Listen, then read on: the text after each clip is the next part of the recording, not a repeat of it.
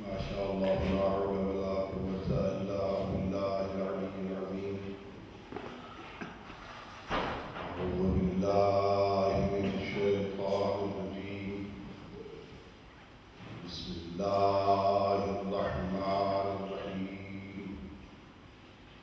الحمد لله رب العالمين بارئ الخلائق أجمعين، والصلاة والسلام والتحية والإكرام على النبي المؤيد والرسول المسدد المصطفى الأمجد المحمود الأحمد حبيب إله العالمين بالقاسم محمد. اللهم صل على محمد وآل محمد. وعلى أهل بيته الطيبين الطاهرين المعصومين الغر الميامين الذين قال الله تعالى في شأنهم: إنما يريد الله ليذهب عنكم الرجس أهل البيت ويطهركم تطهيرا. اللهم صل على محمد وآل محمد.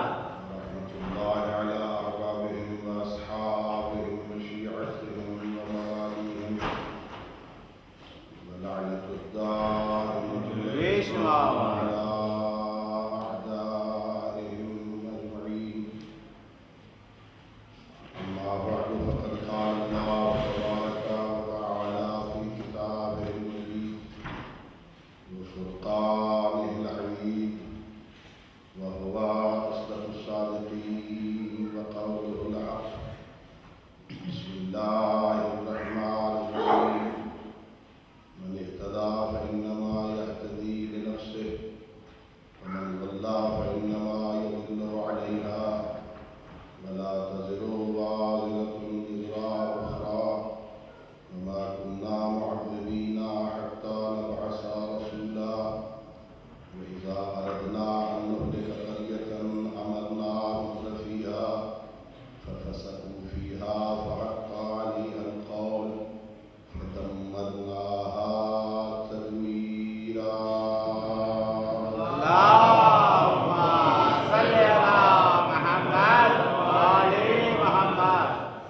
اللہ رب العزت کے حق محمد علیہ بیت محمد علیہ السلام ہم سب کی اس عبادت کو اپنی بارگاہ میں قبول فرمائے. الہی اللہ رب العزت کے حق ائمہ اہل بیت علیہ السلام اس مجلس کو، اس تذکرہ اہل بیت علیہ السلام کو، ہماری اور ہم سب کے مرحومین تمام شہداء ملت اور بالاخص مجالس کے انعقاد میں اپنا کردار ادا کرنے والے مومنین کے مرحومین مغفرت کا سبب قرار دے. الہی آمین.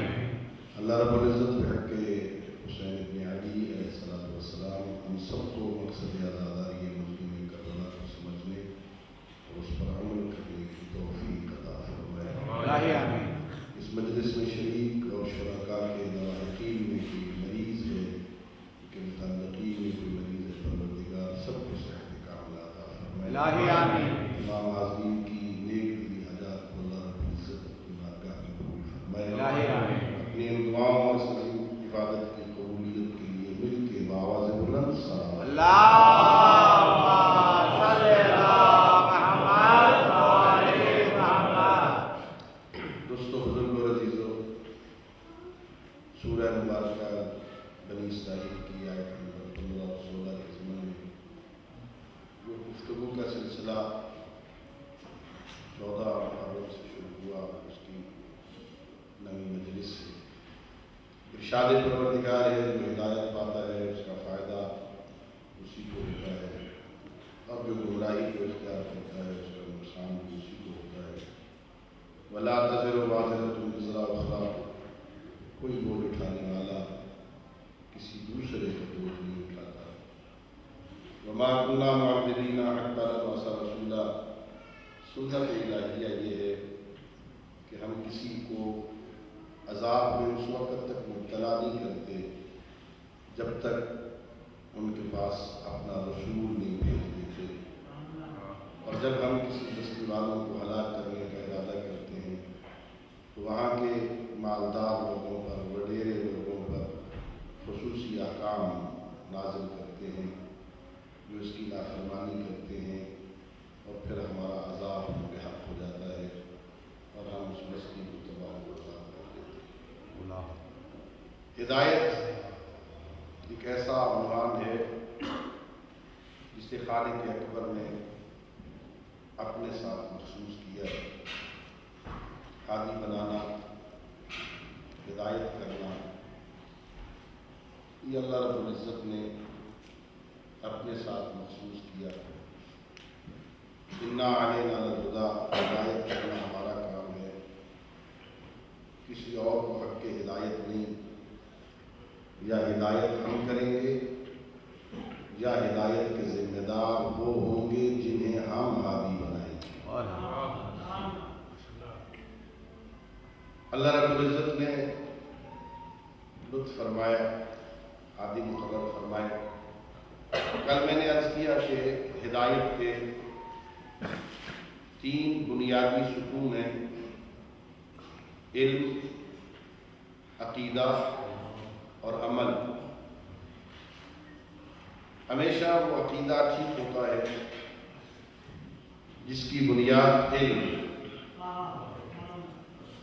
عقیدے میں وہم، شک، ظن قابل قبول نہیں۔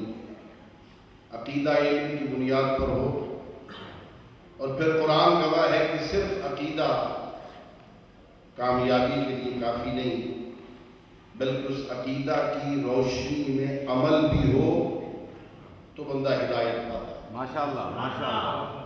اللہ رب العزت نے قرآن مجید میں کئی آیات میں ارشاد فرمایا، ایمان لے آؤ اور عمل صالح انجام دو۔ بے شک۔ کہیں پر اللہ نے صرف ایمان کو نجات کے لیے کافی قرار نہیں دیا، بلکہ ایک مقام پر اللہ رب العزت نے بڑے واضح لفظوں میں ارشاد فرما دیا کہ کیا لوگ یہ سمجھتے ہیں کہ ہم کہہ دیں کہ ہم ایمان لے آئے ہیں بس یہ کافی ہیں اور انہیں آزمایا نہیں جائے گا؟ نہیں، جب کہتے ہیں کہ ہم ایمان لے آئے تو یہ عقیدے کا اظہار ہے، اور جب ہماری آزمائش کے پورا اتریں گے تو عقیدے کی روشنی میں عمل قرار پائے گا۔ ماشاءاللہ۔ عقیدہ اور عمل دونوں ساتھ چلتے ہیں تب انسان ہدایت پاتا ہے۔ اگر صرف عقیدہ ہو اور عمل نہ ہو یہ بھی شیطنت ہے، اور اگر عمل ہو عقیدہ نہ ہو تو توہم پرستی ہے۔ عقیدہ اور عمل دونوں ملے تو ہدایت ہے۔ ماشاءاللہ۔ اب جب ہدایت حاصل کرنی ہے تو یہ طے ہے کہ ہدایت بغیر ہادی کے نہیں ہو سکتی۔ بے شک۔ ہدایت کا تعلق امور دنیا کے ساتھ ہو یا معاملات آخرت کے ساتھ ہو، دنیا بھی بغیر ہادی کے نہیں چلتی اور آخرت بھی بغیر ہادی کے نہیں ملتی۔ ہمیں ہادی کی ضرورت ہے۔ البتہ یہ دنیا اور آخرت کو تقسیم کر دیا لوگوں نے۔ دنیا اور آخرت ساتھ ساتھ چلتی ہے شریعت مقدسہ میں مفصل گفتگو کر چکا کہ یہ رہبانیت کا تصور اسلام میں نہیں ہے، یہ عیسائیت ہے کہ دنیا کو ترک کر دیا جائے اور دنیا سے فائدہ نہ اٹھایا جائے، دنیا کو چھوڑ کے بندہ گوشہ نشین ہو جائے۔ اللہ رب العزت کا فرمان ہے خلق لکم ما فی الارض جمیعا، یہ زمین میں جو کچھ ہے میں نے تمہارے فائدے کے لیے خلق کیا ہے، اس سے استفادہ کرو۔ البتہ چونکہ میں نے تمہارے لیے خلق کیا ہے تمہیں حق استفادہ ہے، حق ملکیت نہیں ہے۔ تمہیں استفادے کا حق ہے، دنیا کی نعمتوں سے تم اس کے مالک نہیں ہو، اور چونکہ حق استفادہ ہے اسی لیے آخرت میں اس نے حساب کا سسٹم بھی رکھا ہے۔ اگر مالک بنا دیا ہوتا، یہ بندہ دنیا کی نعمتوں کا مالک بن گیا ہوتا تو مالک سے کوئی بھی حساب نہیں لیتا کہ تم نے کہاں خرچ کیا، کہاں لائے، کہاں لے گئے، کیا کیا کیا نہیں کیا۔ مالک سے حساب نہیں لیا جاتا، اور یہ طے ہے کہ آخرت میں حساب ہوگا۔ خود حساب کا نظریہ بتاتا ہے کہ ہم اس کے مالک نہیں ہیں۔ کیا بات ہے، اللہ نے مالک نہیں بنایا ہے، ہمیں حق استفادہ اللہ نے دیا ہے، تم اس سے استفادہ کرو۔ اور پھر استفادہ کی دو صورتیں ہیں۔ ایک صورت یہ ہے کہ چونکہ مالک اللہ ہے، ہمیں اس نے استفادے کے لیے دیا ہے۔ اب استفادے کی دو صورتیں ہیں، اس سے فائدہ اٹھائیں اپنی مرضی کے مطابق، جیسے میرا جی چاہے میں اس مال دنیا سے اور دنیا کے اسباب سے فائدہ اٹھاؤں چونکہ اس نے میرے حوالے کر دیا، اور ایک ہے کہ نہیں، چونکہ اس نے دیا ہے لہذا اسی سے پوچھا جائے اس سے فائدہ کیسے اٹھانا ہے۔ اور ظاہر ہے کہ اس نے اسے بالکل ہمارے حوالے اس طرح نہیں کر دیا کہ جیسے تمہارا جی چاہے اب اسے استعمال کرتے رہو۔ جب اس کی مرضی کے مطابق اسے استعمال کرنا ہے تو میں مفصل گفتگو کر چکا ہوں، وہ خود بتانے کے لیے نہیں آئے گا، وہ خود سمجھانے نہیں آئے گا، وہ خود ڈائریکشن بتانے نہیں آئے گا، وہ خود تمہیں متوجہ کرنے نہیں آئے گا، وہ ہاتھ پکڑ کے تمہیں منزل تک نہیں پہنچائے گا۔ جب اس کی مرضی کے مطابق تم نے دنیا کے معاملات میں چلنا ہے تو کوئی درمیان میں ہونا چاہیے جو اس کی مرضی کو بیان کر سکے۔ نعرہ حیدری، جس کے حکم کو ہم سمجھیں کہ یہ اللہ کی مرضی ہے، کوئی تو ہو، اسی کو ہم ہادی کہیں۔ ہادی کا ہونا ضروری ہے۔ دنیا کے تمام معاملات میں ہمیں ہدایت، ہم ہدایت کے محتاج ہیں، اور یہ دنیا برائے دنیا نہیں ہے۔ قابل غور بات ہے، جو بندے دنیا کو دنیا کے لیے اس سے استفادہ کرتے ہیں، اللہ رب العزت قرآن میں ارشاد فرماتا ہے پھر ان کا آخرت میں کوئی حصہ نہیں ہے۔ بے شک دنیا کو دنیا کے لیے استعمال کرتے ہیں۔ بڑے بڑے اچھے لوگ گزرے، بڑے بڑے اچھے کام کیے انہوں نے، لیکن چونکہ دنیا کے لیے کیے، آخرت میں ان کا کوئی حصہ نہیں ہے۔ میرے ملک میں بہت بڑے بڑے ہسپتال ہیں، کوئی میو ہسپتال ہے، کوئی گلاب دیوی ہسپتال ہے، کوئی سر گنگا رام ہسپتال ہے، بڑے بڑے لوگ بنا گئے ہسپتال، اگرچہ انسانیت کی خدمت کے لیے بنائے، ہدف آخرت نہیں تھا۔ دنیا میں نے ایک نامی تھی، آج بھی ہے، اتنا بڑا بورڈ لگا ہے سر گنگا رام ہسپتال لاہور میں، گلاب دیوی ہسپتال، اتنا بڑا نام ہے، دنیا آج بھی اس کو اس کے نام سے ہسپتال چل رہے، آخرت میں حصہ نہیں ہے چونکہ دنیا کے لیے کیا تھا، لہذا آخرت میں کوئی حصہ نہیں ہے۔ آخرت میں کیسے حصہ بنے گا کہ دنیا مزرعۃ الآخرہ، دنیا کو آخرت کا ذریعہ سمجھ لو، یہاں کھیتی کاش کرو اور نظریہ یہ ہو کہ اس کا اجر یہاں نہیں وہاں ملے گا۔ اب دنیا کے ہر عمل میں جو عمل بندہ دنیا کے لیے کرے گا اس کا اجر اسے یہاں ملے گا، اور جو آخرت کے لیے کرے گا اگر توقع کرے کہ یہاں مل جائے تو غلطی پہ ہے، اشتباہ ہے۔ جب دنیا کے لیے کیا ہی نہیں تو یہاں اجر کیسے ملے؟ اور پھر قیامت میں ہمیں بہت ساری روایتیں ملتی ہیں، جب قیامت کا دن ہوگا بہت مشکل منزل ہوگی، بندہ ایک ایک عمل کا محتاج ہو، وہاں تو وزن کیا جائے گا نا عمل کا، تولے جائیں گے بس اعمال۔ اور میں نے ایک اشرا پڑھا تھا 2 سال پہلے، 2013 میں برمنگھم میں، وہاں موضوع بھی یہی تھا کہ وہاں قیامت میں اعمال گنے نہیں جائیں گے، تولے جائیں گے۔ وہاں کثرت اعمال معیار نہیں ہے، وہاں تولا جائے گا سنگین کس کا ہے، اور عمل سنگین ہوتا ہے خلوص کی بنیاد پہ۔ جس کا عمل صرف خدا کے لیے ہوگا وہ سنگین ہو جائے گا، وہ وزنی ہو جائے گا، وہ بھارا ہو جائے گا۔ وہاں تولے جائیں گے اعمال، جب اعمال سامنے آئیں گے تو ایک بندہ کہے گا پروردگار اس میں تو فلاں فلاں فلاں میرے عمل نہیں ہے، میں تو وہاں غریبوں کی مدد کیا کرتا تھا، میری ہمسائیگی میں غریب رہتے تھے، میری فیملی میں میرے رشتہ دار غریب تھے، میں ان کی مدد کرتا تھا، اس میں تو وہ نہیں ہے۔ فلاں یتیم بچے کی تربیت میں نے کردار ادا کیا، وہ تو یہاں نہیں ہے۔ ارشاد پروردگار ہوگا میرے بندے جو تو نے میرے لیے کیا تھا نا اس کا اجر ہم نے لکھ دیا ہے،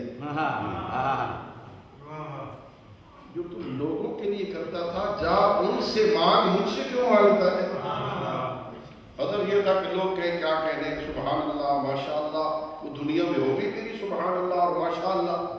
ہادی کی ضرورت ہے جو تمہیں بتائے گا کہ یہ عمل تم نے کیسے کرنا ہے۔ اسی وجہ سے اللہ نے ہدایت کا سسٹم اپنے ہاتھ میں رکھا کہ یا ہدایت ہم کریں گے یا ہدایت کے وہ ذمہ دار ہیں جنہیں ہم ہادی بنائیں گے۔ چنانچہ اللہ نے 1,24,000 نبیوں کو ہادی بنا کے بھیجا، ہادی ہے سارے۔ اور یہ مکتب اسلام وسعت ہے، اس میں وسعت قلبی ہے کہ مسلمانوں میں نے کہا 1,24,000 نبی اللہ نے بھیجے، 313 رسول اس میں بنائے، 5 اولے العزم بنائے۔ ہم جس کا کلمہ پڑھتے ہیں وہ تو ایک ہے، لیکن کوئی بندہ مسلمان اس وقت تک مسلمان نہیں ہوتا جب تک 1,24,000 کا اقرار نہ کرے۔ جب حد تک حضرت عیسیٰ کے روح اللہ ہونے کا اور نبی اللہ ہونے کا اقرار نہ کرے، جب تک موسیٰ کلیم اللہ کی نبوت کا اقرار نہ کرے، جب تک ابراہیم خلیل اللہ کی رسالت کا اقرار نہ کرے، جب تک اسماعیل ذبیح اللہ کی نبوت و رسالت کا اقرار نہ کرے، جب تک نوح نجی اللہ کی نبوت کا اقرار نہ کرے، جب تک آدم صفی اللہ کی نبوت کا اقرار نہ کرے، یہ بندہ مسلمان نہیں ہے۔ سب کو ماننا ہے، 1,24,000 کو ماننا ہے۔ اور پھر شیع و ناز کیا کرو، اللہ رب العزت نے ہم پہ لطف کتنا کیا کہ ادھر اقرار کرو 1,24,000 نبیوں کا، آدم صفی اللہ کا، نوح جلی اللہ کا، ابراہیم خلیل اللہ کا، اسماعیل ذبیح اللہ کا، موسیٰ کلیم اللہ کا، عیسیٰ روح اللہ کا، محمد حبیب اللہ کا، سب کا اقرار کرو اور شیع و ناز کرو۔ میں نے تمہیں امام ایسے عطا کر دی ہے جو ان ساروں کے وارث ہیں۔ نعرہ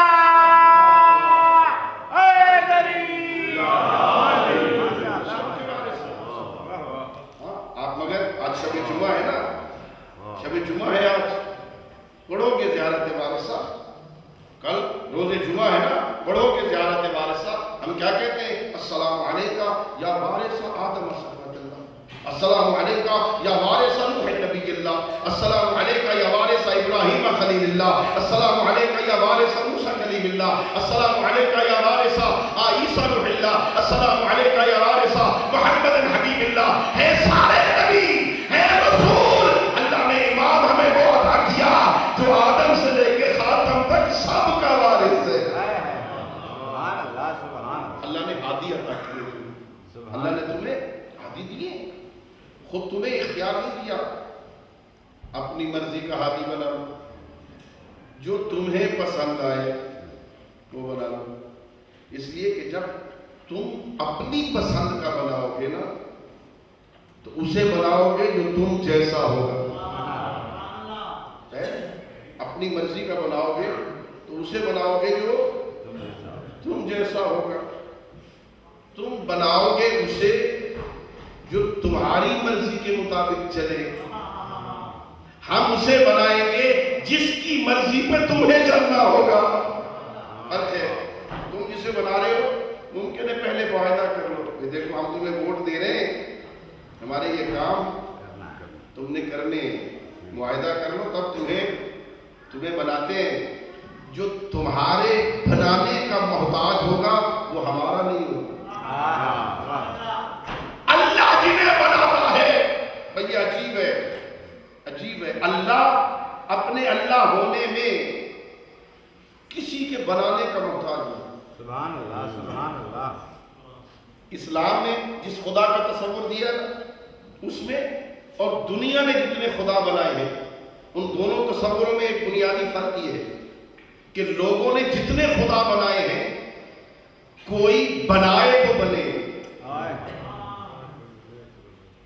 کوئی بنائے تو بنے، کوئی ماننے والا ہو تو خدا ہو، کوئی کہیں بٹھانے والا ہو تو بیٹھے۔ اگر کوئی بنانے والا ہی نہ ہو تو یہ بنے کیسے؟ اسلام نے ایسا خدا کا تصور دیا جو کسی کے بنانے کا محتاج نہیں ہے، ہاں وہ اٹھتا بیٹھتا نہیں ہے، کسی کے ماننے کا محتاج نہیں ہے، کوئی مانے وہ تب بھی خدا ہے، کوئی نہ مانے وہ تب بھی خدا ہے۔ اور اللہ نے یہ سسٹم صرف اپنے تک محدود نہیں رکھا، نہ اپنے بنانے میں کسی کا محتاج، نہ اپنے ماننے میں کسی کا محتاج۔ اس نے جنہیں ہادی بنا کے بھیجا ان میں بھی دونوں صفتیں رکھ دی، یہ ہادی میں بنا رہا ہوں، یہ اپنے ہادی ہونے میں کسی کے بنانے کے محتاج بھی نہیں، کسی کے ماننے کے محتاج۔ نعرہ حیدری، محمد وآل محمد صلی اللہ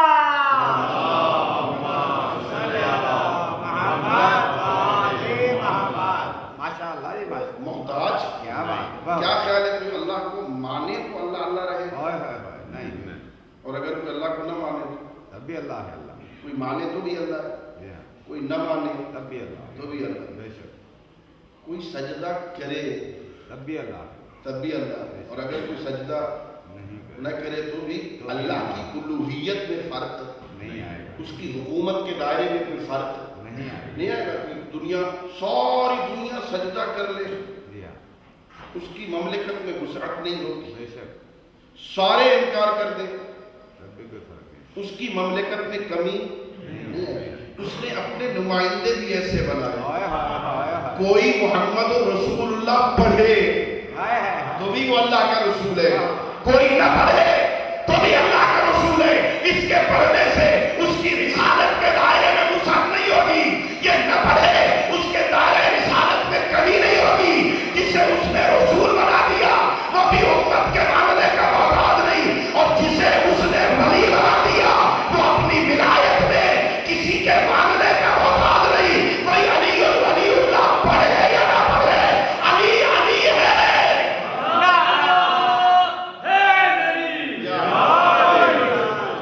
محمد وآل محمد صلی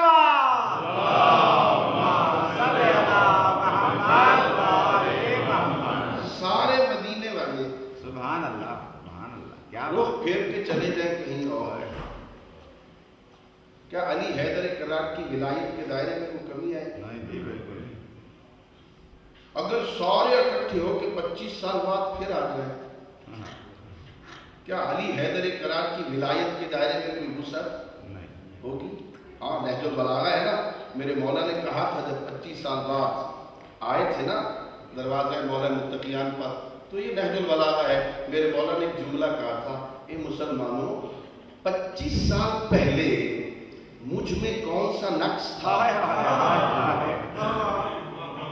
25 سال پہلے مجھ میں کون سا نقص تھا کہ مجھے نہیں مانا، اور 25 سال بعد مجھ میں کون سا کمال پیدا ہو گیا کہ آج ماننے آ گئے ہو۔ میں 25 سال پہلے بھی یہی علی تھا، آج کی وہی علی۔ کوئی مانے یا فرق نہیں پڑتا، اللہ جنہیں ہادی بناتا ہے انہیں لوگوں کا محتاج نہیں کرنا۔ اور کیا کہنے، ابن ابی الحدید معتزلی اہل سنت عالم دین ہیں، نہج البلاغہ کی شرح لکھی ہے انہوں نے، مصر کے رہنے والے ہیں، اہل سنت ہیں، ابن ابی الحدید ان کا نام ہے، بڑی مشہور شرح ہے نہج البلاغہ کی۔ ہاں اس کے مقدمے میں لکھتے ہیں علی حیدر کرار کے فضائل بیان کرتے ہوئے، ہیں یہ تفضیلی شیعہ ہے، تفضیلی اہل سنت ہیں لیکن تفضیلی۔ اہل سنت میں دو مکتب ہیں، توجہ ہے آپ کو، بسم اللہ دو مکتب فکر ہیں اہل سنت کے اندر۔ ایک کا نظریہ یہ ہے کہ یہ جو خلافت میں ترتیب ہے پہلا، دوسرا، تیسرا اور چوتھا نمبر فضائل میں بھی یہی ترتیب ہے. اللہ ایک مکتب خیال یہ ہے کہ فضائل میں بھی پہلا فضیلتوں میں بھی دوسروں سے افضل ہے، دوسرے نمبر کا والا اس فضیلتوں میں پہلے سے کم لیکن تیسرے سے فضائل زیادہ رکھتا ہے. کا فضیلتوں میں بھی، کمالات میں بھی، فضائل میں بھی یہی ترتیب ہے. ایک مکتب خیال یہ ہے کہ جو خلافت کی ترتیب ہے نا، فضائل کی بھی یہی ترتیب ہے. اور دوسرا مکتب فکر خود اہل سنت کے اندر یہ ہے کہ نہیں، خلافت کی ترتیب یہ ہے، فضائل کی یہ ترتیب نہیں. خلافت کی ترتیب یہ ہے لیکن فضائل میں علی سب سے آگے ہے.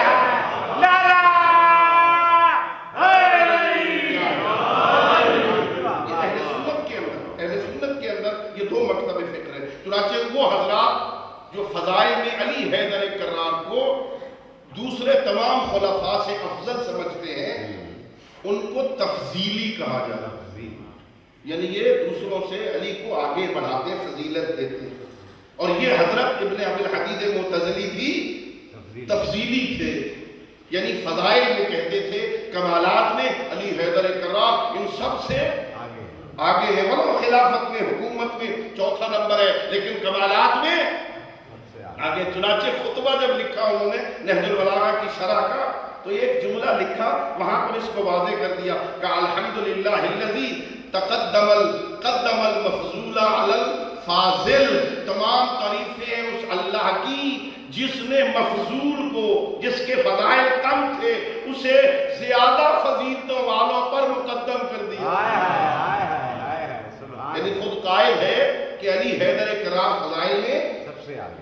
وہ ابن ابی الحدید معتزلی شرح نہج البلاغہ کے مقدمہ میں علی حیدر کرار کے فضائل بیان کرتے ہوئے ایک جملہ کہتا ہے، اللہ نے جسے ہادی بنایا ہے نا، کسی کا محتاج نہیں کیا. کا استغناءہ عن الکل و احتیاج الکل الیہ دلیل علی انہ امام الکل. اس پوری دنیا میں علی کا کسی کا محتاج نہ ہونا اور ہر کسی کا علی کا محتاج ہونا دلیل ہے کہ علی سب کا امام ہے.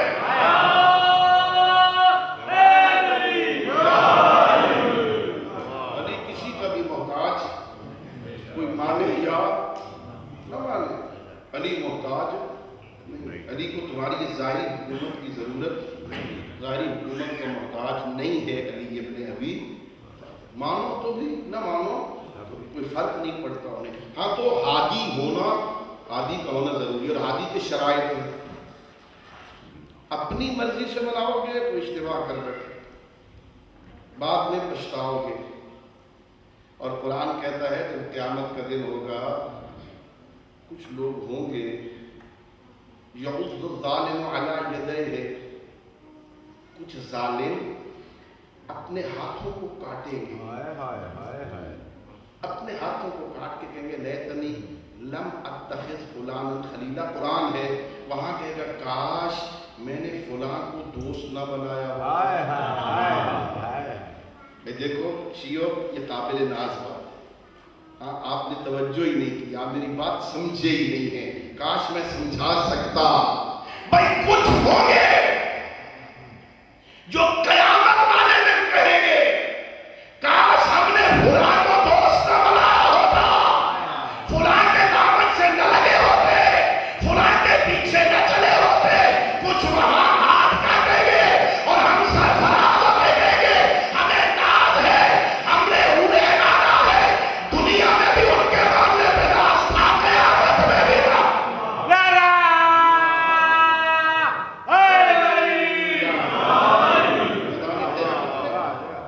میدان قیامت میں جتنا لطف آپ لوگوں کو آئے گا اتنا کسی کو نہیں آئے. بہت مشکل منظر ہوگی، لیکن شرط یہ ہے کہ ان کے ہو جائیں ان کے نا، بڑا مزہ آئے گا، بڑا لطف آئے گا. قرآن پھر دعوت دے رہا ہوں، کبھی یہ قرآن پڑھا کرو غور کے ساتھ، تدبر کیا کرو، ترجمہ کیا کرو، ترجمے سے پڑھا کرو، حاشیہ پڑھ لیا کرو. تفسیر پڑھنے کا ٹائم نہیں ہے تو بڑے مصروف ہونا. ہاں تو ایک صفحہ، ویسے تو ہم امام جعفر صادق علیہ السلام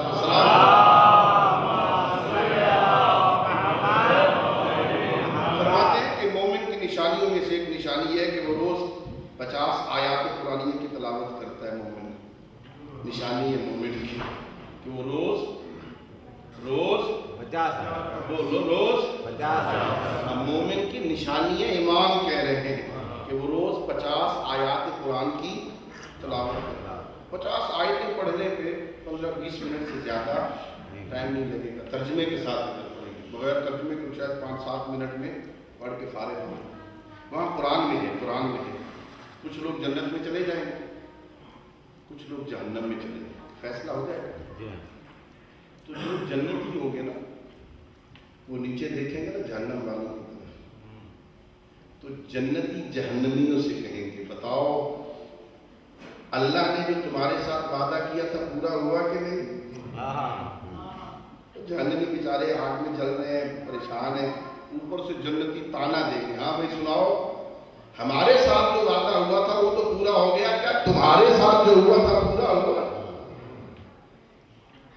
کہیں گے آپ ادھر ہیں، ہمارے ساتھی تھے محلے میں ساتھ رہتے تھے، آپ ادھر ہیں، اچھا ایک مہربانی کرو تھوڑا سا پانی نیچے پھینک دو، بہت گرمی ہے یہاں، تھوڑا سا پانی نیچے پھینک دو، کہا جائے گا یہ جنت کی نعمتیں ہیں جو جہنمیوں پہ حرام ہیں۔ جنت کی کوئی نعمت جہنمیوں کو نہیں ملتی۔ اس جنت اور جہنم میں تفریق کرنے کے لیے ہمیں ہادی کی ضرورت ہے۔ جنت جانا ہے یا جہنم، کیا خیال ہے؟ پروگرام کیا ہے؟ ہاں سنو، یہ میں نہیں کہہ رہا، اپنی طرف میں طالب علم ہوں، مجھے جرأت نہیں ہوتی میں اپنی طرف سے کوئی بات کروں، کوشش کرتا ہوں کسی حدیث کا ترجمہ ہو۔ میرے معصوم امام فرماتے ہیں عجیب ہے دنیا میں لوگ جنت سے محبت کرتے ہیں، کام وہ کرتے ہیں جو جہنم لے جائے۔ چاہتے ہیں جنت چاہتے ہیں، کام وہ کرتے ہیں جو جہنم لے جائے، اور جہنم سے نفرت کرتے ہیں، کام وہ کرتے ہیں جو جہنم لے جائے۔ کیسے؟ جنت چاہتے ہیں، جنت چاہتے ہیں نا تو جنت کے مالکوں کے پیچھے چلو، بہت آسان راستہ، خدا کی قسم، اس منبر کے تقدس کی قسم، جیسا مکتب اور جیسے رہبر آپ کا مقدر ہوئے ہیں نا، نہ ایسا مکتب کسی اور کا ہے نہ ایسے رہبر کسی اور کے۔ ہاں اللہ نے تمہیں رہبر کو دیے ہیں جو جنت کے مالک ہیں۔ باقیوں کے لوگ، باقی مکاتب کے رہبر بھی جنت پتنی جائیں یا مجھے نہیں معلوم، ہاں جائیں جنت میں لیکن ریت بن کے جائیں۔ کتنا فرق ہے، لوگوں کے رہبر ریت بن کے جائیں گے، تمہارے رہبر مالک بن کے جائیں گے۔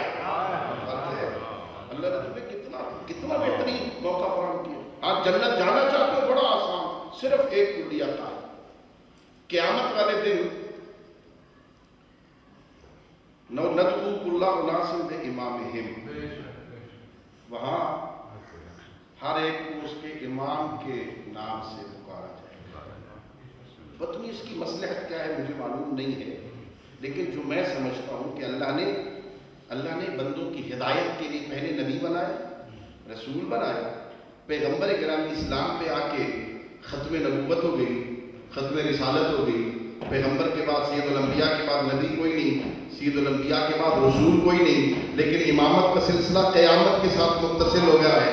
ہاں قیامت کے ساتھ امامت کا سلسلہ متصل ہو رہا ہے، امام مہدی علیہ السلام کی حکومت قیامت کے ساتھ متصل ہوگی، ادھر یہ حکومت ختم ہوگی، ادھر قیامت برپا ہو جائے گی۔ جیسے ہی قیامت برپا ہوگی اللہ کہہ رہا ہے اب ہم ہر ایک کو اس کے امام کے ساتھ پکاریں گے۔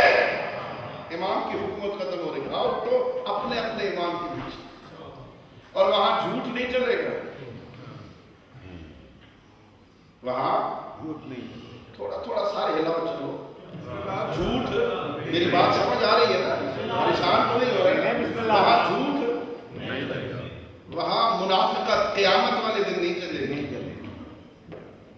کردار کا امام اور ہو، زبان کا امام اور، وہاں یہ نہیں ہوگا کہ وہاں پوچھا جائے گا تیرا امام کون ہے، اس پہ چل اپنے امام کے پیچھے، اس کے پیچھے جائے گا دنیا میں جس کے پیچھے چلتا رہا ہے۔ دنیا میں کردار کے اعتبار سے کسی اور کے پیچھے چلتا رہا ہے، اور قیامت والے دن کوشش کرے میں علی حیدر کرار والی صف میں چلا جاؤں، وہاں دوغلا پن نہیں چلے گا، وہاں فرشتے صفیں سیدھی کروا رہے ہوں گے، لائن لگوا رہے ہوں گے فرشتے، وہاں غلطی نہیں ہو سکتی۔ تم نے اس صف میں جا کے لگنا ہے جس میں سلیمان فارسی ہے، جس میں ابو ذر ہے، جس میں عیسیٰ ہے، جس میں مقداد ہے، جس میں عدی بن حاتم ہے، جس میں حجر بن عدی، اس کے لیے کردار کی طرف ہادی، اللہ نے تمہیں ہادی دی ہے میرے دوست، ہدایت کا اہتمام کیا ہے۔ ہدایتیوں کی شرائط میں پہلی شرط کہ وہ منصوص من اللہ ہو، اللہ بنائے تو بنتا ہے، اور بڑا دعویٰ کر رہا ہوں میں، ہادی بنانا نبی کے اختیار میں بھی نہیں، نبی بھی نہیں بنا سکتا۔ اور ایک جملہ میں نے کہا پچھلے سال برمنگھم، اور اس سال پھر کہتا ہوں میں، ہاں اللہ رب العزت کی بارگاہ میں حضرت موسیٰ نے کہا رب اشرح لی صدری ویسر لی امری واحلل عقدۃ من لسانی یفقہوا قولی واجعل لی وزیرا من اہلی ہارون اخی۔ او میرے پروردگار میری زبان کی گرہ کو کھول دے، میرے سینے کو کھول دے تاکہ لوگ میری بات کو سمجھیں۔ پروردگار میرے بھائی ہارون کو میرا خلیفہ بنا دے، میرا وزیر بنا دے، میرے بھائی ہارون کو تو بنا دے، وَاجْعَلْ لِي وَزِيرًا، وَاجْعَلْ تو بنا لی میرے لیے، ماں میرے بھائی ہارون کو میرا وزیر تو بنا۔ حضرت موسیٰ علیہ لازم پیغمبر صاحب شریعت رسول اللہ کے نبی موسیٰ کلیم اللہ، اللہ سے ڈائریکٹ باتیں کرنے کا اعزاز رکھتے ہو۔ موسیٰ نام بھی بتا دیا ہے، رشتہ بھی بتا دیا ہے، منصب بھی بتا دیا ہے، خود بنا لو،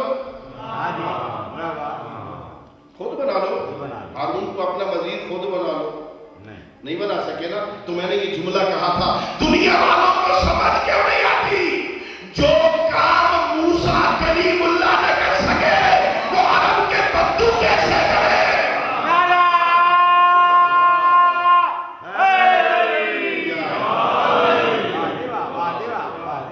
ہادی بنانا اللہ کا کام ہے، اللہ بناتا ہے، نبی بھی اللہ بناتا ہے، رسول بھی اللہ۔ ہادی کی پہلی شرط یہ ہے کہ وہ منصوص من اللہ ہو۔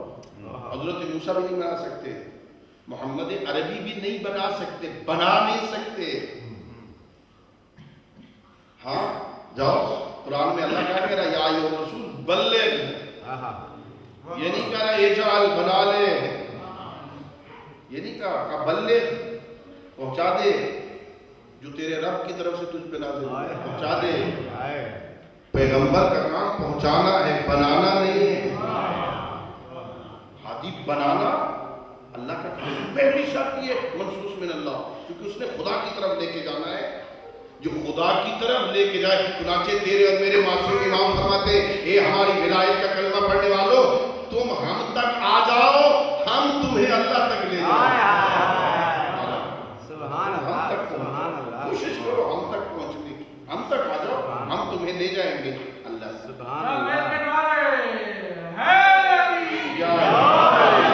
پہلی شرط یہ ہے منصوص من اللہ ہو۔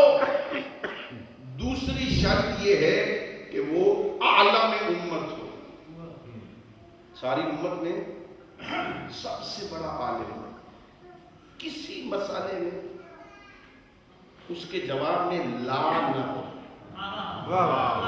مجھے نہیں پتا، میں نہیں جانتا، ٹھہر جاؤ میں پوچھ کے وہ نہیں، وہ جو سائل کو دیکھ کے، یہ اپنی طرف سے نہیں کہہ رہا ہوں، پھر روایت نقل کر رہا ہوں، میرے معصوم امام حضرت امام رضا علیہ السلام،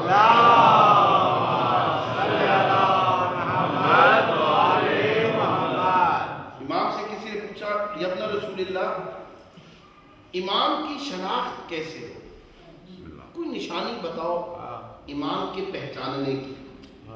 اللہ اکبر، میرے امام فرماتے ہیں، امام رضا علیہ السلام فرماتے ہیں بہت سارے لوگ بیٹھے ہوں، ان کے اندر تمہارا امام بھی بیٹھا ہو، تم جا رہے ہو، ذہن میں اپنے سوالوں کی فہرست بنا کے جاؤ، اور وہاں جاؤ تمہارے سوال سنے بغیر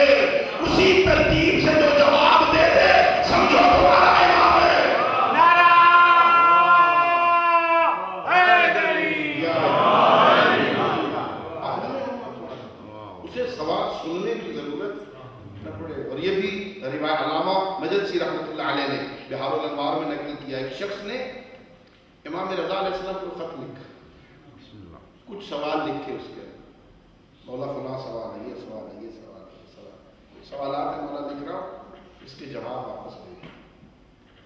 امام کی خدمت میں پہنچا، امام نے ایک ایک سوال کا جواب لکھا، اسی سوال کے سامنے جواب لکھا، جہاں سوال ختم ہو گئے وہاں میرے مولا نے لکھا، نوٹ، جب تو یہ لکھ رہا تھا نا تیرے ذہن میں ایک سوال تھا، لکھتے ہوئے بھول گیا اس کا جواب نہیں۔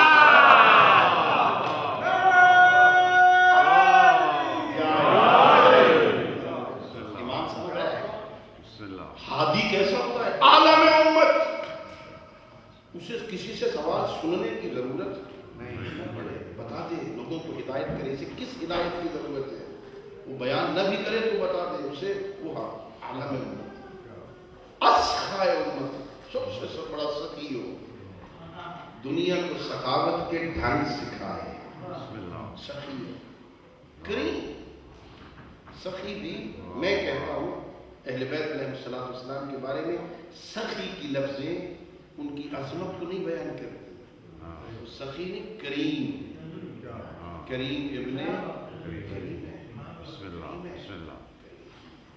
ایسی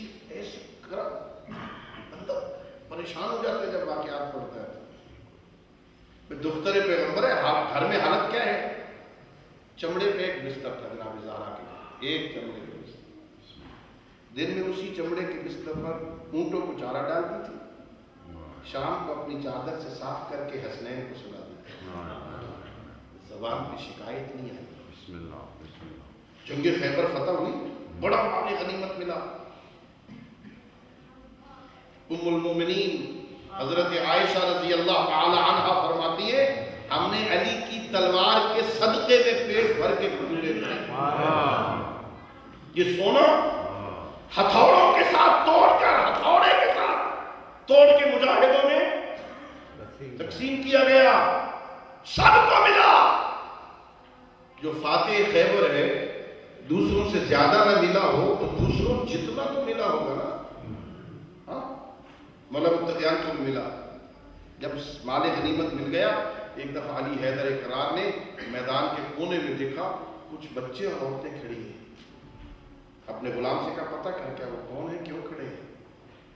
غلام پتہ کر کے آیا، کہتا مولا وہ یتیم بچے ہیں، بیوہ عورتیں ہیں، کہہ رہی آج مسلمانوں کو بہت بڑی فتح ہوئی ہے، بڑا مال غنیمت ملا یہودیوں سے، کیا اس مال غنیمت میں یتیم بچوں اور بیوہ عورتوں کا کوئی حق نہیں؟ آپ کے اور میرے امیر نے کہا اپنے غلام سے جاؤ ان کو بلا کے لے آؤ، علی ان کا حق دیتا ہے، جتنا مال غنیمت علی حیدر کرار مولا کو ملا تھا، مولا نے یتیم بچوں میں بیوہ عورتوں میں تقسیم کیا، خالی ذوالفقار لے کے گھر آئے، مدینے آئے، محلہ بنی ہاشم میں آئے، اپنے دروازے پہ آئے، اس کی بات کیا، اندر داخل ہوئے، السلام علیکم یا بنت رسول اللہ، علیکم السلام یا ابا الحسن، سلام دعا کے بعد بی بی نے کہا یا علی میں نے سنا ہے آپ فاتح خیبر ہیں، ہاں اللہ نے یہ اعزاز مجھے عطا فرمایا، علی مبارک ہو، خیر مبارک ہو، ہاں دختر پیغمبر پوچھتی ہے، بنت رسول اللہ نے پوچھا یا علی لوگ مال غنیمت اونٹوں میں لاد لاد کے لا رہے، آپ کو مال غنیمت نہیں ملا؟ ایک مرتبہ علی نے سر سے لے کے پیروں تک جناب زہرا کو غور سے دیکھ کے کہا زہرا ملا تو تھا، اللہ کی رضا کے لیے یتیم بچوں میں بیوہ عورتوں میں تقسیم کرایا ہو، دنیا کی کوئی اور عورت ہوتی شاید اپنے شوہر کا گریبان پکڑتی، گھر کے فاقوں کی خبر نہیں، لیکن یہ زہرا تھی، علی کا جواب سنا، مصلی عبادت بچھایا، سجدہ شکر ادا کیا، میرا اللہ تیرا لاکھ لاکھ شکر ہے تو نے زہرا کو علی جیسا کریم ہے، کریم۔ ہادی کے شرائط میں سے ایک شرط یہ ہے کہ وہ کریم ہوتا ہے، ایک شرط کیا ہے، وہ شجاع ہوتا ہے، بہادر ہوتا ہے، قدم اس کے اکھڑتے نہیں ہیں، میں توجہ چاہوں گا، شجاع، شجاع صرف وہ نہیں ہوتا جو میدان جنگ میں شجاع ہو، شجاعت وسیع مفہوم ہے، امیر المؤمنین علی ابن ابی طالب علیہ السلام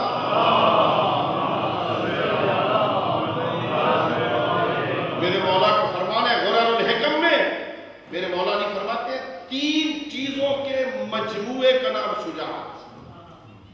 شجاعت 3 چیزوں کے. نمبر 1 اپنے نفس کی مخالفت کرنا، یہ شجاعت.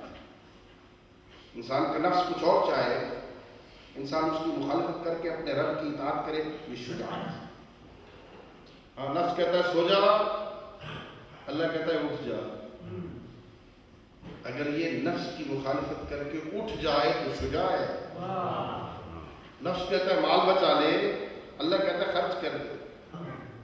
ہاں یہ نفس کی مخالفت کر کے خرچ کر دے، شجاع ہے.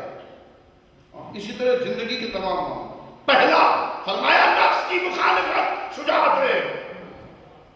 دوسرا فرمایا دیکھو ہاں شجاعت میں اہم بات، ضروری بات شجاعت کے لیے فرمایا ہمیشہ ذکر خیر کی خواہش کرنا.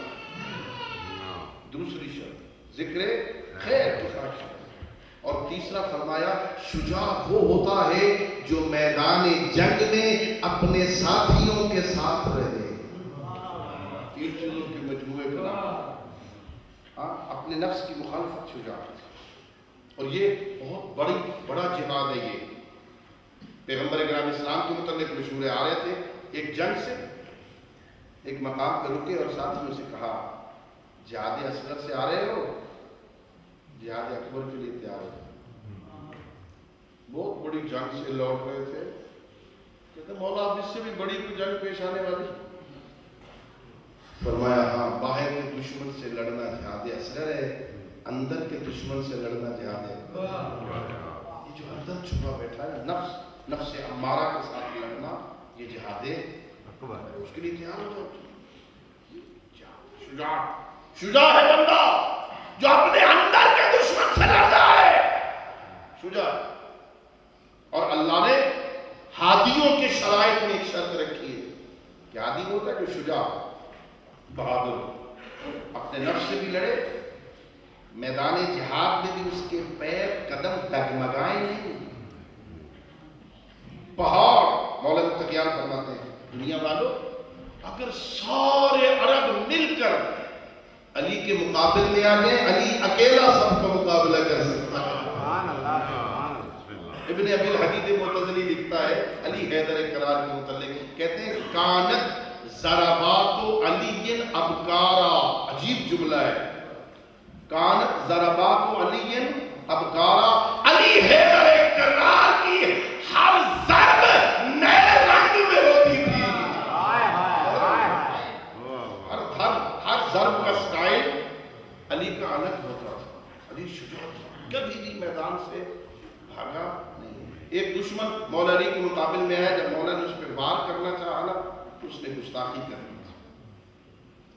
بےہودگی کا مظاہرہ کیا. اس کا نام لینا اس بےہودگی کا ممبر کے تقدس کے خلاف. جب اس نے وہ کام کیا تو مولا نے رخ موڑ لیا، بھاگ گیا. جب اپنوں میں جا کے پہنچا نا تو لوگوں نے تانے دیے علی کے مقابل سے بھاگ آیا ہے. وہ کہتا ہے جان بچانے کے لیے علی کے مقابلے میں فرار ہی بہتر ہے. علی کا مقابلہ کرنا موت کو دعوت دینے کے برابر ہے. پھر وہاں سے بچ کے کوئی نہیں. علی حیدر کرار اللہ نے شجاع رہا.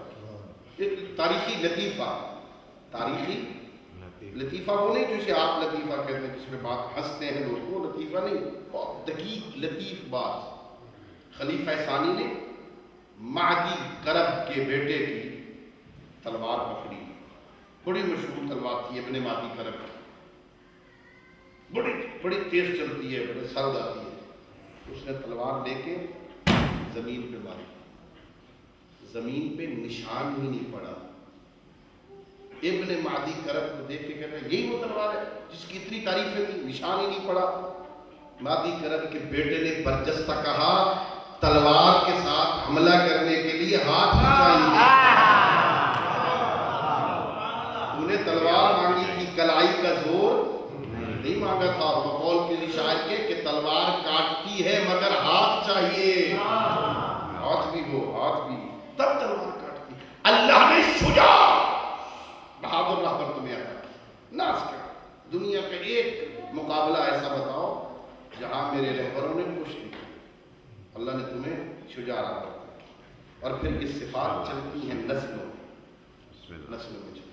امام حسن علیہ السلام کی شجاعت کوئی صفین میں پڑھے. یہ بھی ایک فقہی مسئلہ ہے.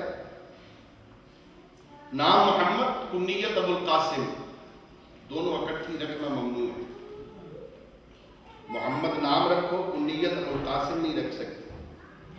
کنیت ابو القاسم ہو, پیغمبر کی کنیت ابو القاسم. کنیت اگر ابو القاسم ہو, نام محمد نہیں رکھ سکتے, ممنوع ہے.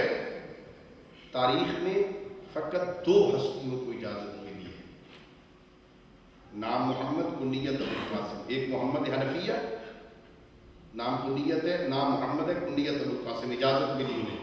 اور ایک امام زمانہ نام محمد ہے, کنیت ابو القاسم.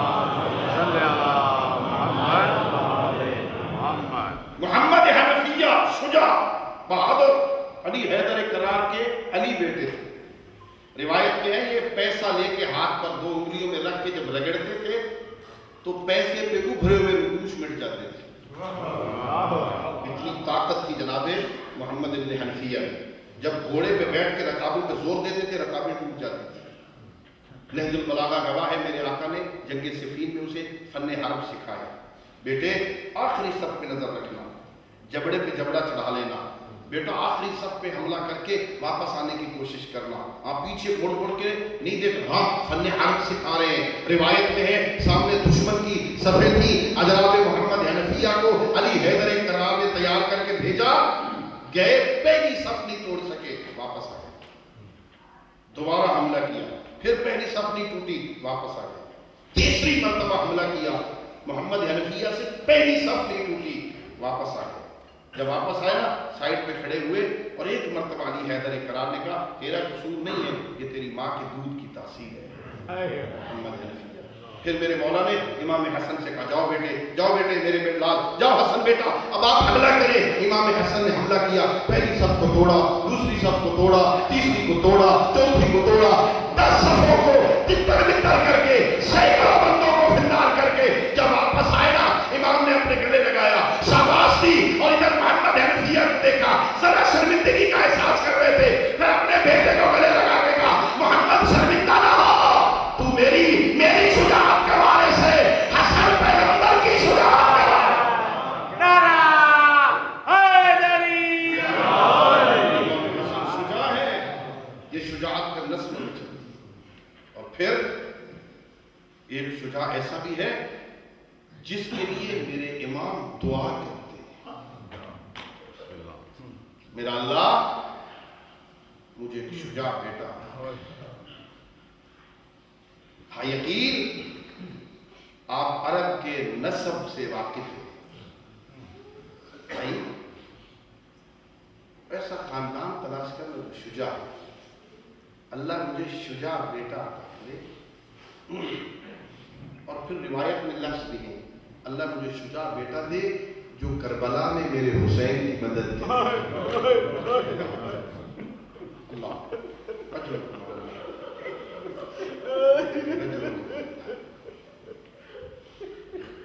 شادی ہوئی, میں نے گناہ گار آنکھوں سے روایت میں پڑھا کہ شادی ہو کے آئی ہے نا جناب فاطمہ کلابیہ کی, جناب زہرا کے گھر کے دروازے پہ رکی فاطمہ کلابیہ, اور ایک مرتبہ اپنے چہرے کو موڑا زہرا کی قبر کی طرف, اپنے رخ کو موڑ کے کہتی ہے اے رسول زادی گواہ رہنا, میں تیرے گھر میں حاکم نہیں نوکرانی بن گیا.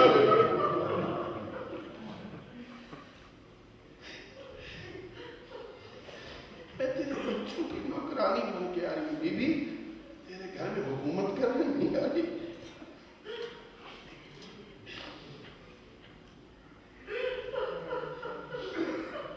اللہ نے جناب فاطمہ کلابیہ کو بیٹا عطا کیا جس کا نام عباس ہے. میں نے کل ایک عالم سے سنا ہے, وہ کہہ رہے ہیں جب پہلا دن تھا نا, زینب کبریٰ اپنے ہاتھوں پہ اٹھا کے آہستہ آہستہ کہہ رہی تھی اللہ کرے یہ عباس ہو, اللہ کرے میں یہ وہی عباس ہوں. جناب فاطمہ کلابیہ ایک دن مولا متقیان سے کہتی یا علی یا ابو الحسن مجھے فاطمہ کہہ کے نہ پکارا کرو. نام فاطمہ ہے, مجھے فاطمہ کہہ کے نہ پکارا کرو. کیوں فاطمہ, یہ نام اچھا نہیں لگتا؟ کہ نہیں مولا نام تو بہت اچھا ہے, جب آپ مجھے فاطمہ کہہ کے پکارتے ہیں آپ باہر چلے جاتے ہیں. یہ دونوں بہن بھائی زینب و حسین کافی دیر تک اپنی ماں کو یاد کرتے ان کا رونا مجھ سے گوارا نہیں ہوتا. مولا میرے آقا نے کنیت رکھی وہ ام البنین. اللہ نے 4 بیٹے عطا کیے, وفا کی ملکہ ہے ام البنین. 4 بیٹے عطا کیے, عباس, جعفر, عثمان, عبداللہ. 4 بیٹے عطا کیے. چاروں بیٹے کربلا میں اپنے بھائی حسین پہ قربان ہو گئے. روایت کی لفظ ہے واقعہ کربلا کے بعد ام البنین جنت البقیہ کے دروازے پہ آتی اور کہتی ہو مدینے والو آج کے بعد مجھے ام البنین نہ کہتے. ام البنین کہتے بیٹوں کی ماں میرا کون بچ گیا ہے. پھر روایت کی لفظ ہے بی بی زہرا کے قدموں والی طرف 4 چھوٹی چھوٹی قبریں بناتی. ایک عباس کی, ایک عثمان کی, ایک جعفر کی, ایک عبداللہ کی. 4 چھوٹی چھوٹی قبریں بناتی. پھر ایک بڑی قبر بناتی حسین ابن علی کی. پھر اپنے چاروں بیٹوں کو خطاب کر کے کہتی عباس, عبداللہ, جعفر, عثمان آج میں تمہیں رونے نہیں آئی. پھر اپنے آپ کو بڑی قبر میں گرا کے کہتی میں اسے رونے آئی ہوں جس کی لاش پر بہنوں کو بھی رونے نہیں دیا گیا. اللہ. حضرت عباس بہت بڑی آس تھی زینب کبریٰ کی. میں نے مقتل پڑھا ہے, بہت کتابیں پڑھی میں نے. مقتل کی کتابوں میں کربلا سے لے کر مدینہ سے لے کے مکہ, مکہ سے لے کے کربلا, جہاں یہ قافلہ رکتا تھا نا, کوئی خیمہ علی اکبر لگاتے, کوئی خیمہ شہزادہ قاسم لگاتے, کوئی اور قافلے کے لوگ لگاتے. زینب کبریٰ کا بڑا خیمہ حضرت عباس خود لگاتے. اتنا بڑا خیمہ لگاتے تھے. زینب کبریٰ کا اونٹ خیمے کے اندر بیٹھتا, بی بی خیمے کے اندر اونٹ سے اترتی, خیمے کے اندر سوار ہوتی. اتنا بڑا خیمہ لگاتے تاکہ کسی کی نظر زینب کے کان پہ نہ پڑے. یہ قافلہ آ گیا. بس عزاداروں بڑی عظمت ہے حضرت ابو الفضل العباس کی. رات کو یہ میں نے روایت پڑھی, وہاں عجیب کیفیت تھی میری. عزاداروں ایک مرتبہ روایت میں نے پڑھا جب قیامت کا دن ہوگا نا, قیامت کا دن ہوگا, پیغمبر کرام اسلام پوچھیں گے میری بیٹی زہرا, میری بیٹی زہرا تو اپنے شیروں کی شفاعت کے لیے اپنے ساتھ کیا لائی ہے؟ تو بی بی زہرا کہے گی بابا جان یدانے مقطوعتانے ابو الفضل العباس, میں عباس کے 2 کٹے ہوئے بازو لائی اپنے شیعوں کی شفاعت کے لیے. عباس کے 2 کٹے ہوئے بازو لائی ہوں. عزاداروں آ گیا کربلا. 2 محرم کو پہنچی, 7 محرم کو پانی بند ہو گیا, 10 محرم کو صبح کو لڑائی شروع ہو گئی. ایک وقت ایسا آ گیا عزاداروں, ایک وقت صرف ایسا آیا جہاں غازی پریشان ہیں, بار بار اپنے مولا کی خدمت میں جاتے, مولا اب مجھے اجازت دے دو. روایت یہ کہتی ہے میرے مولا نے مڑ کے کہا عباس تو میری فوج کا سپہ سالار ہے. عباس گھبرا کے کہتے مولا وہ فوج کہاں ہے جس کا میں سپہ سالار ہوں, اب تو کوئی نہیں بچ گیا, مجھے اجازت دو. بس 2 جملے عزادار, اللہ آپ کے آنسوں کو قبول کرے. میں نے روایت میں پڑھا ایک مرتبہ شام شہیدہ شب عاشور مولا نے اپنے ساتھیوں کو کہا تم چلے جاؤ, جس نے جانا چلے جاؤ. ایک آواز عباس کو بھی دی تھی, اے عباس بھائی تم بھی چلے جاؤ, بیویوں کو ساتھ لے کے دور نکل جاؤ.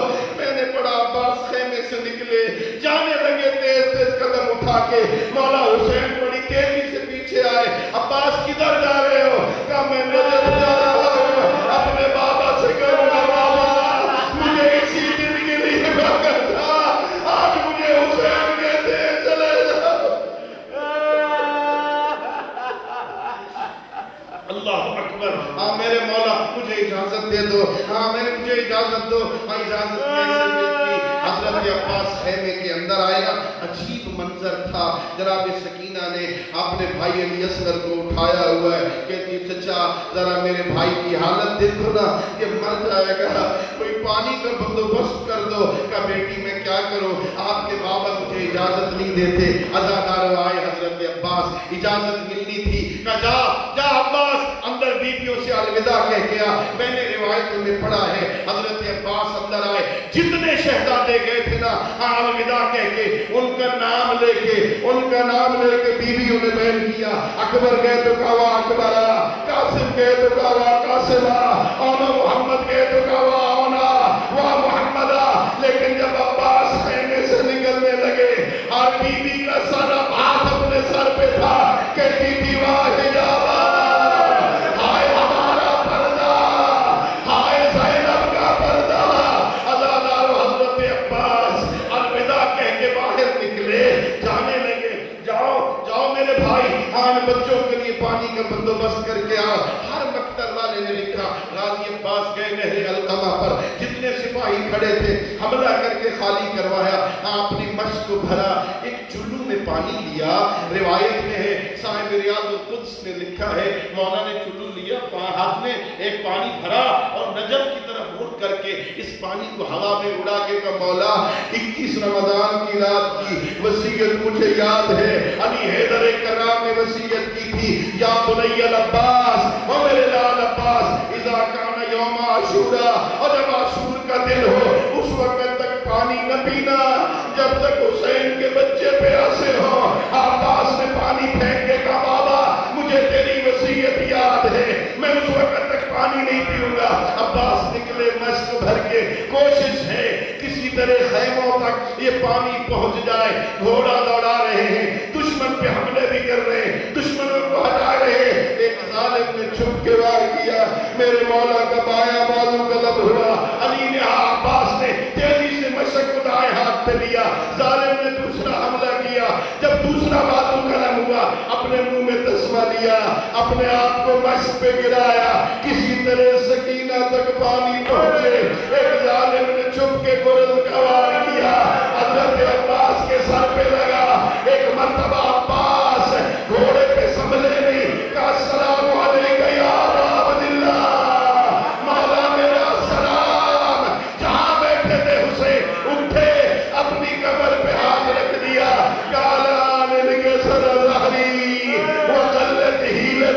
हाय मेरी कमर टूट गई, हाय मेरे हीले खत्म हो गए। बड़ी तेजी से हुसैन आए।